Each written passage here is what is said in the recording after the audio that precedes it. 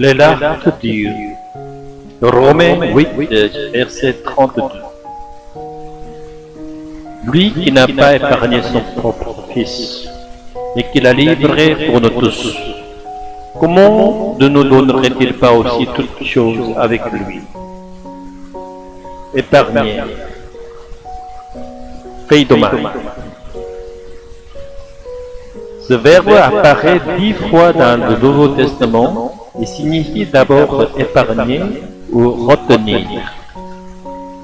Épargner quelque chose, c'est le préserver précieusement, mais aussi dispenser quelqu'un d'un châtiment qu'il mérite et le couvrir d'amour à la place.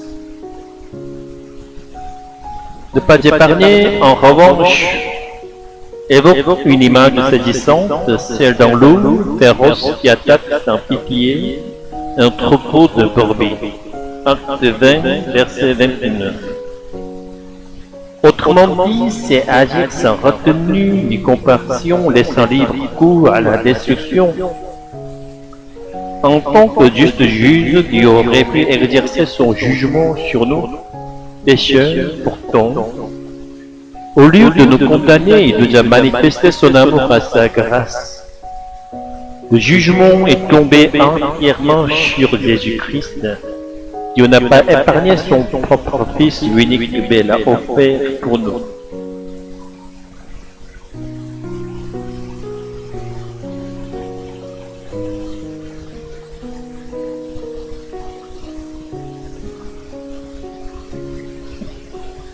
Jésus, en tant que Fils de Dieu, était sans péché. Il ne méritait ni haine ni condamnation. L'expression Dieu n'a pas épargné son Fils ne signifie pas que Dieu l'a abandonné sans amour, mais plutôt qu'il a accepté de le livrer à notre place afin de nous épargner, nous. Ainsi, il ne faut pas comprendre cette expression comme si Dieu avait renoncé à son amour pour Jésus, mais plutôt comme un témoignage de son immense amour pour nous. Il a donné ce qu'il avait de plus précieux pour nous sauver.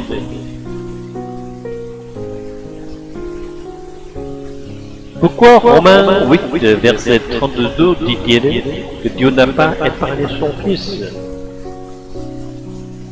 Deux raisons pour expliquer cette formulation. Pour montrer que Dieu qui a donné son Fils unique pour nous, nous accordera aussi toutes les bénédictions de sa grâce. Ceux qui croient en Jésus et vivent par sa vie peuvent être assurés qu'ils recevront tout ce dont ils ont besoin en lui.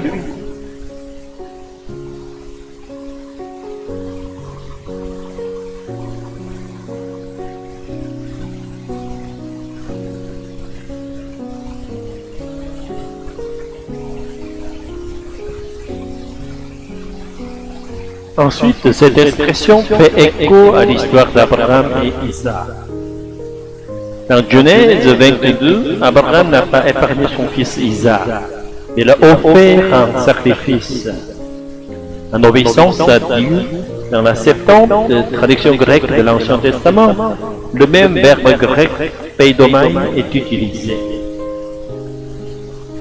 Abraham, en tant que père, aurait naturellement voulu retenir son fils, mais il a dominé son amour paternel pour obéir à Dieu. De même, Dieu le Père, bien que plein d'amour pour son Fils unique, a choisi de le livrer pour nous sauver. Comme pour Isaac, Dieu a préparé un substitut. Dans l'Ancien Testament, un bélier a été offert à la place d'Isaac.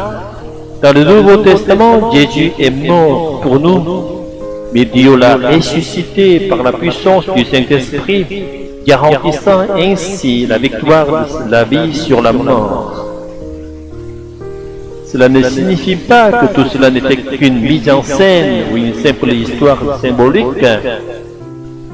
Jésus a réellement subi une mort atroce sur la croix et Dieu l'a réellement ressuscité.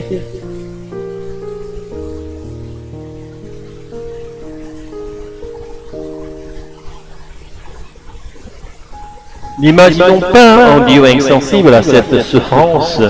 Il a versé des larmes en voyant son Fils mourir.